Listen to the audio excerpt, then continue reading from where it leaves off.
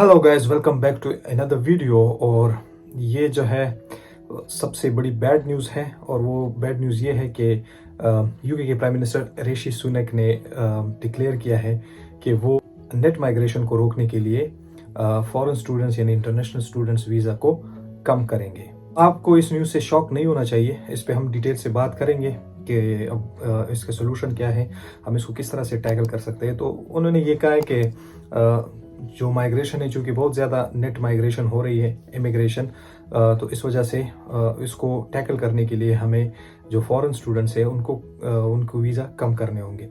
तो उन्होंने मज़ीद एक्सप्लेन किया कि इससे मुराद ये है कि जो लो स्किल डिग्रीज़ हैं, जैसे आर्ट्स वाली डिग्रीज़ हो गई, जिसकी यहाँ पे ज़रूरत नहीं है, तो शायद उनमें जो स्टूडेंट्स हैं उनको कम लिया जाए।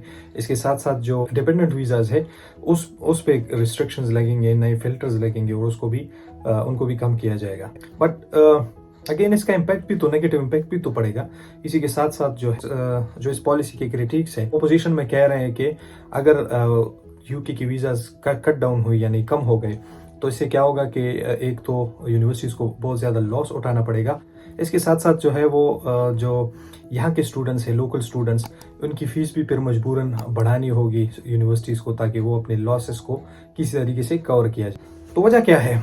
इसकी वजह ये है कि जो नेट इमिग्रेशन है, यानी यूके में जो लोग आ रहे हैं, सिर्फ पिछले साल जो है 5,04,000 के करीब लोग जो है वो नेट माइग्रेशन हो गई, यानी इतने ज़्यादा लोग यूके से बाहर नहीं गए जितने आ रहे हैं। और ये वर्ल्ड वॉर 2 के बाद सबसे ज़्यादा नेट इमिग्रेशन है।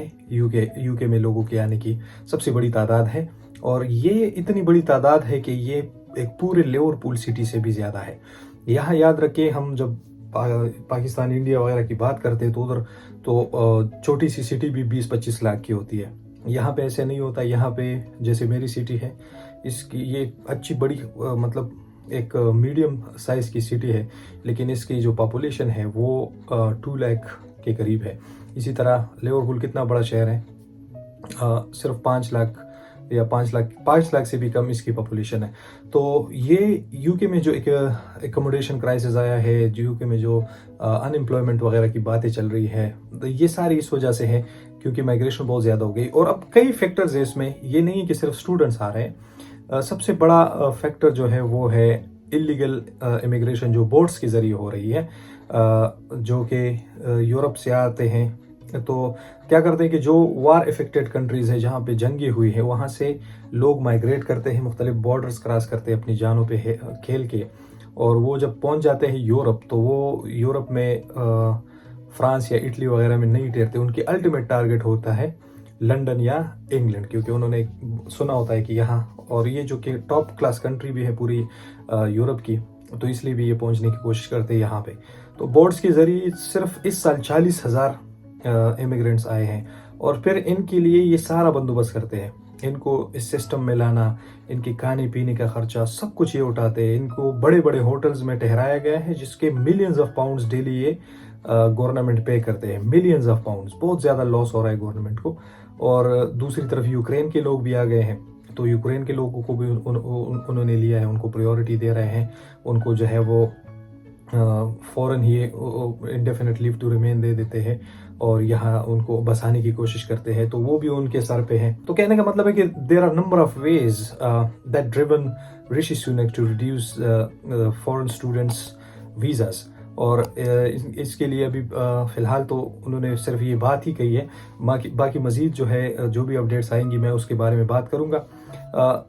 चैनल से जुड़ी रहिए। चैनल सब्सक्राइब नहीं किया तो काइंडली सब्सक्राइब करें, और मज़ीद कुछ डिटेल्स इसके बारे में पढ़ेंगे। इस न्यूज़ के बारे में मैं जो न्यूज़ शेयर कर रहा हूँ स्काई न्यूज़ की, उसका लिंक भी मैं डिस्क्रिप्शन में डाल दूंगा, पूरा पढ़ सकते हैं। तो ये पहले भी ऋषि जो होम सेक्रेटरी थी सिविला ब्रेमन, उन्होंने कहा था कि ये जो है एक बहुत बड़ा प्रॉब्लम है और इसको हम टैकल करेंगे। तो अभी ऋषि सुनक ने कहा है, तो ये तो प्राइम मिनिस्टर है, ये तो ऑब्वियसली इस पे जो है काम फौरन स्टार्ट कर लेंगे, क्योंकि वो ये समझते हैं कि खासकर जो डिपेंडेंट वीज़ा है उनके बारे में स्ट्रेट अवे कहा था कि ये एज अ बैग आ जाते हैं। जिस तरह बैग नहीं पैक किया जाता, एक स्टूडेंट आ जाता है तो उसके साथ डिपेंडेंट आ जाते हैं।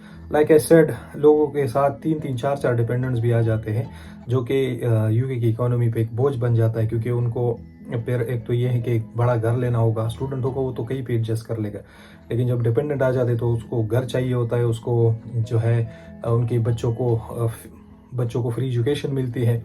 तो इस तरह वो जो रिसोर्सेज है वो डेवलप नहीं हो रही है। तो इस वजह से ये कोशिश कर रहे हैं कि जो एक इन्फ्लक्स है नेट इमिग्रेशन का, उसको कम से कम किया जाए मुख्तलिफ चीज़ों को टैकल करते हुए। तो जैसे इलीगल इमिग्रेंट्स आ रहे हैं बोट्स के ज़रिए, यूक्रेनियंस आ रहे हैं। इसके साथ साथ जब चाइना ने टेक ओवर किया हांगकॉन्ग को, तो हांगकॉन्ग जो थी वो तो एक कॉलोनी थी यूनाइटेड किंगडम की, तो उनको फिर ये यूके ने इजाज़त दी कि कोई भी जब यहाँ पे आए तो वो यहाँ रह के 5 साल रह के वो यहाँ का पासपोर्ट हासिल कर सकता है।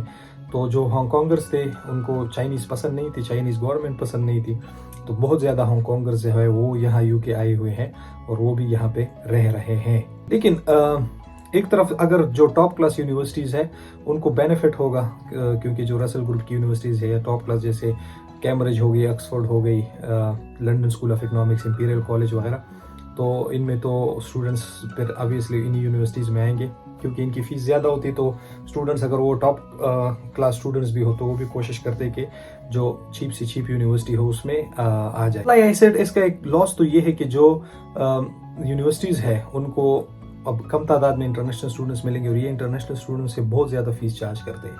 ऑन एवरेज 13-14 हज़ार पाउंड से लेके 20-25 हज़ार पाउंड तक ये चार्ज कर लेते हैं, जो कि एक बहुत बड़ी अमाउंट है, क्योंकि यहाँ के स्टूडेंट्स जो है इसकी फ़ीस जो है हमारे 50% से भी कम है। इसकी 8-9 हज़ार से ज़्यादा फीस नहीं होती। ऊपर से पता नहीं है किस तरह इनको पे करेंगे, लोन की सूरत में या इंस्टॉलमेंट्स में, या किस तरह पे करेंगे। हमसे तो जो है वो ऑलमोस्ट सभी एक टाइम पे बहुत ज़्यादा मांग लेते हैं, और उसके बाद भी 2-3 महीने के अंदर सारी फीस जो है ये ले लेते हैं। तो इससे जो है इनकी जो इनकम है वो स्टेबल रहती है, और ये यूनिवर्सिटीज़ अपने एम्प्लॉयज़ इंस्टीट्यूशन पे, इंफ्रास्ट्रक्चर पे जो है काफ़ी पैसा लगाती है। तो एक तो ये लॉस हो गया, ख़ास तौर पे आई डोंट थिंक सो कि इनके साथ ये स्कॉटलैंड वगैरह की गवर्नमेंट जो है वो एग्री करेगी, क्योंकि ये जो अप नॉर्थ की यूनिवर्सिटीज़ वगैरह है इनको तो फिर बहुत ही ज़्यादा लॉस उठाना पड़ेगा, क्योंकि उधर तो वैसे भी इधर के स्टूडेंट्स ही नहीं जाते, तो फॉरेन स्टूडेंट नहीं आएंगे, तो उनको बहुत ज़्यादा लॉस का सामना करना पड़ सकता है। तो मतलब ये कि ये complicated process is not that easy कि उन्होंने कहा कि हम जो है वो वीज़ा रिड्यूस करेंगे और इस तरह आसानी से रिड्यूस होंगे। इसके लिए एक ऑब्वियसली जामिया पॉलिसी अपनाएंगे और उस पर अमल करने की कोशिश करेंगे। बहरहाल इसको टैकल करने के लिए हमारे पास कई तरीके हैं कि हम क्या कर सकते हैं। ग्रुप जो कि एक एलीट ग्रुप है, जिसमें तकरीबन टॉप क्लास की 27 या 28 यूनिवर्सिटीज़ आती है यूके की, तो उनके जो हेड है वो भी कह रहे थे कि इसका तो ये तो कोई सवाल ही पैदा नहीं होता कि ये बिला वजह स्टूडेंट वीज़ास कम कर रहे हैं, क्योंकि जो स्टूडेंट कंप्लायंस रेशो है, यानी जो स्टूडेंट्स आ रहे हैं और अगर उनकी वीज़ा एक्सपायर हो गई तो 97.5% वापस भी जा रहे हैं। ये जो ओवर स्टेड हो जाते हैं या जो बाहर चले जाते हैं या इधर यूनिवर्सिटी नहीं पढ़ने जाती, उसकी तादाद सिर्फ 2.5% है। तो ये इतनी बड़ी बात नहीं है, फिर भी जो है काफ़ी अच्छे रेशियो में स्टूडेंट्स जो है वो अपने वीज़ा कंप्लायंस के साथ जुड़े रहते हैं और जो रूल्स रेगुलेशंस है उनको फॉलो करते हुए वापस चले जाते हैं।